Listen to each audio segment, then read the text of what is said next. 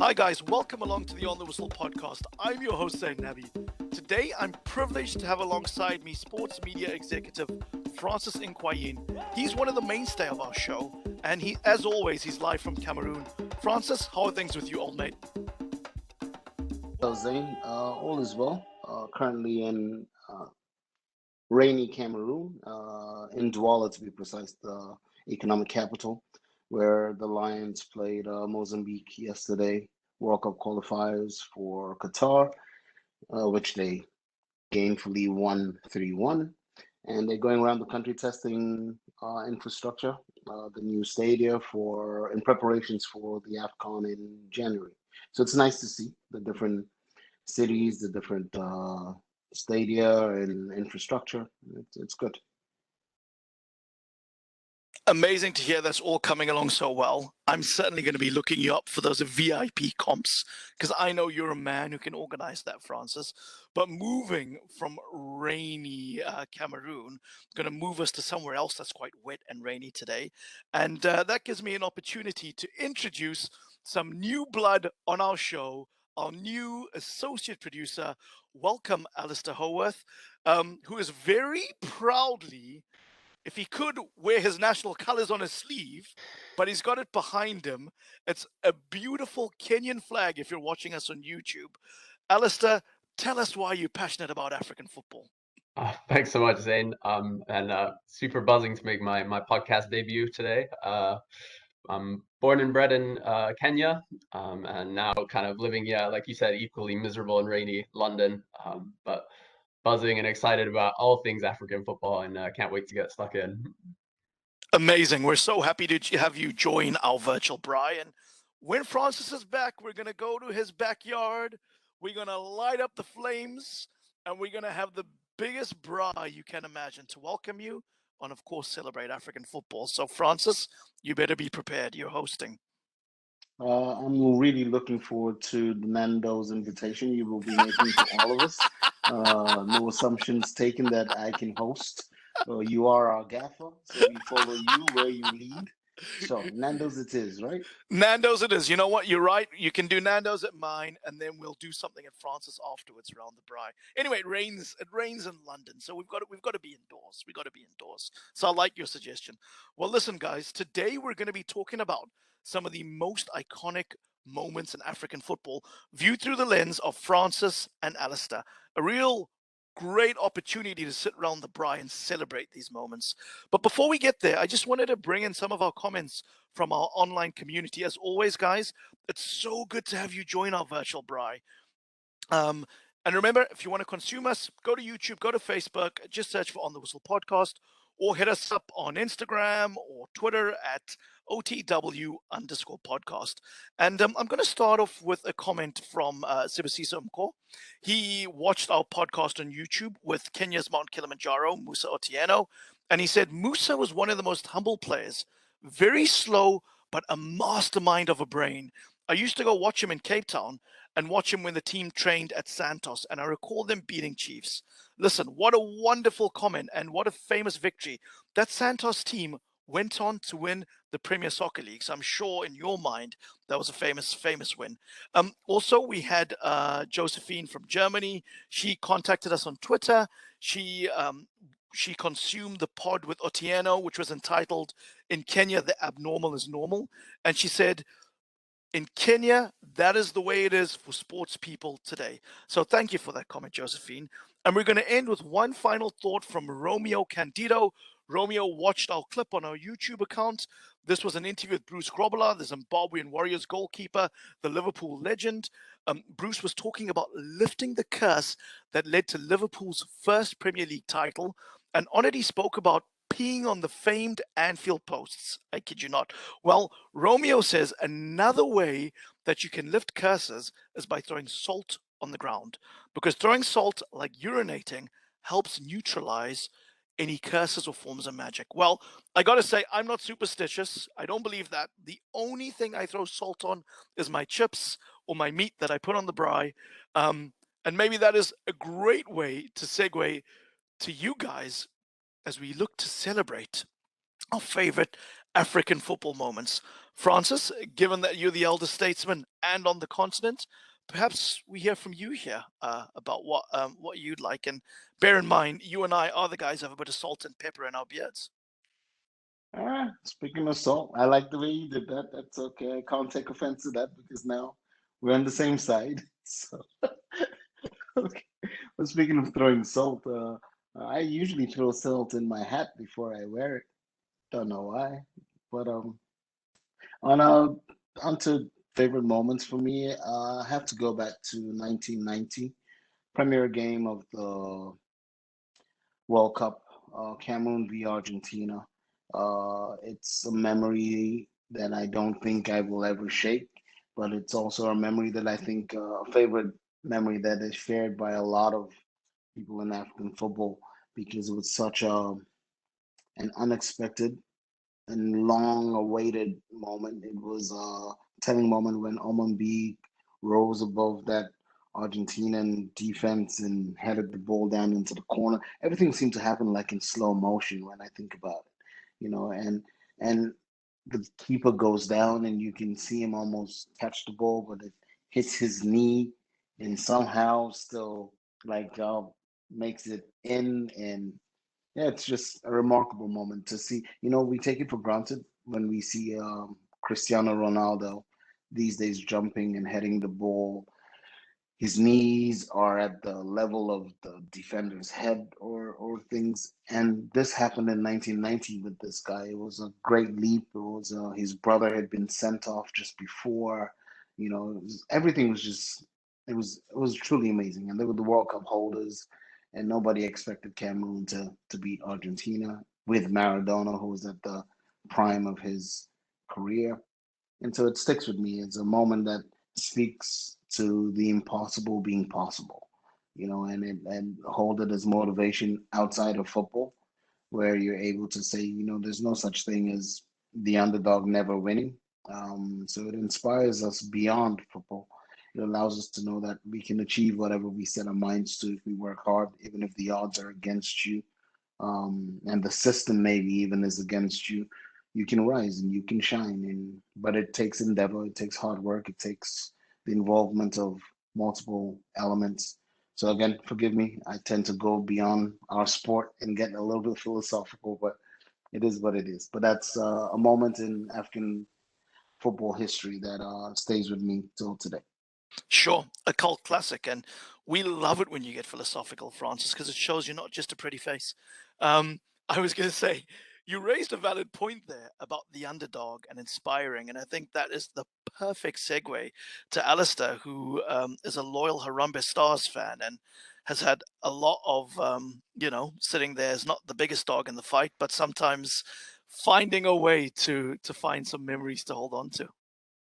Yeah, I think as yeah, like you said, a long-suffering Harambee Stars fan, there's not always kind of much to cheer about. But for me, and I suppose I'm showing my age as well. It was my memory is the 2019 Cup of Nations, kind of the first time that Kenya had been in it in like 15 years, and the first time that I kind of really remember it. I don't really remember the 2004 Cup of Nations, and I remember it really specifically because the first game we were playing against Algeria was the night before my university graduation, and my family had said we're going to go to like a nice restaurant to celebrate, and I said absolutely not, we're not going because Kenya are playing, we have to watch. And we lost 2-0, but it was an amazing memory, and it was just such a powerful moment to see us playing, and then just like less than a week later to play kind of an East African derby against Tanzania in the same group. And I just, yeah, remember seeing Olunga grabbing those 2 goals and we won 3-2. And yeah, it was just an amazing experience. For me, it was just really powerful. Finally being able to see a country which I was from, which isn't really known for football, is known for our, athletics and everything. To finally get onto the kind of the African stage and actually, represent ourselves well. I mean, we were in a group with Algeria and Senegal. Obviously, we're the finalists and the 2 best teams at the tournament, but we kind of showed, we played with a lot of credibility and even got the bragging rights over our Tanzanian neighbor. So it was an amazing experience for me. And listen, sometimes even in defeat, those memories still hold for the rest of your lives. I remember when South Africa made their debut at the 1998 Football World Cup in France, and we got hammered in our opening game against France, who obviously you guys know went on to win it. But it was the pride of being able to go to the big dance and to be there. And I didn't have to cancel any graduation celebrations, but I remember as young teenage boys staying up, sitting up to watch that game because of the time delay from Paris or from France was fantastic. But the AFCON has given us all such rich memories. I remember the 1996 when Bafana won, but there are so many iconic AFCON moments, and I know from your perspective, Alasdair, there's one that certainly is really clear in your mind as one of the most iconic in African football history. Yeah, I mean the biggest, probably the most impactful AFCON as a fan was watching the 2012 kind of wonder story that was Zambia. Kind of coming into the tournament, I didn't know anything about Zambian football, and we had these heavyweights in Ivory Coast and Ghana, and a few others, and kind of seeing this team kind of top their group. And Cameroon, sorry, of course, yeah. Can't miss out on the biggest ones. And seeing this team of like essentially kind of on a global scale, nobody's coming together and putting this amazing run, and they came out of it with so much credit. They won their group, they hammered Sudan, they beat Ghana, and then they ended up beating this Ivorian team that didn't even concede a goal the whole tournament. And they still managed to beat them on penalties. And I just remember watching that penalty shootout. I can't even remember. It's like 18 penalties or something like that. Almost 20 penalties taken before I think it was Gervinho missed and Zambia won. It's just so incredible. And then growing up a bit more and learning about kind of backstory to the Zambian team, learning about characters like Kalusha Bwalya and kind of what he went through, and the team that obviously were involved in the car crash and plane crash, and kind of learning about that this was a story that wasn't just an incredible underdog story in a footballing context, but just an amazingly powerful story about what football can do for a country, a nation, for kind of people around the world. And that was just, unbelievable tournament. When you spoke about Zambia, I recall the 1994 AFCON because everyone got behind Zambia given the plane crash that had happened. And if it wasn't for one of the best Nigerian teams of all time, the plucky Zambians, Chipolopolo, would have won that tournament. I mean, you go through that Nigerian team: Sunday Olisha, Finidi George, Daniel Amakocha, Yakeni, and wait for it, well, two more names, Emmanuel Amunike, and one of the greatest footballers of all time, JJ Okocha. I mean, it almost seems like if there was a team outside of Zambia that you wanted to win, it would have been the star-studded Super Eagles outfit. So, I mean, fantastic memories for us all. And Francis, I know we've celebrated teams and tournaments, but you have an individual moment of brilliance that stands out for you. Yeah, a memory of mine as well as King George. I remember a goal he scored for AC Milan, I think 1996 season. Again, I'm giving away my age, but he had just won the Ballon d'Or. We're in 2021, and he remains still the only African ever to have won the Ballon d'Or.